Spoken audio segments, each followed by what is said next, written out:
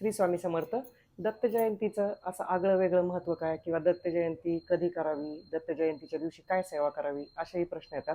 तर दत्त जयंतीच्या दिवशी फक्त अखिल भारतीय दिंडोरी प्रणीत श्री स्वामी समर्थ सेवा केंद्रामध्ये, सगळ्या सेवा केंद्रामध्ये 10:30च्या ऐवजी सकाळची आरती 12:39ला संपन्न होत असती.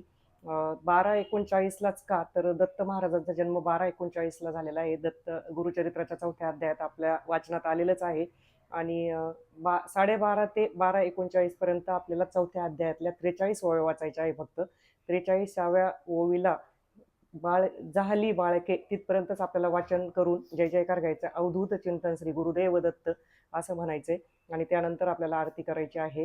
गुरुचरित्राचा अध्याय प्रातिनिधिक स्वरूपात एकाने वाचला तरी चालतो. आजच्या दिवशी एकादशी सारखा उपवास धरायचा आहे. दोन्ही टाइम फराळ खायचा आहे आपल्याला, उपवासाला जे आपण खातो ते. आणि दुसऱ्या दिवशी आपल्याला दत्त जयंतीचा उपवास सोडायचा आहे. आणि दत्त महाराजांचा बीज मंत्र आपण म्हणू शकतो, किंवा दत्त महाराजांना आवडणारे सेवा आपण करू शकतो या दिवशी. श्री स्वामी समर्थ.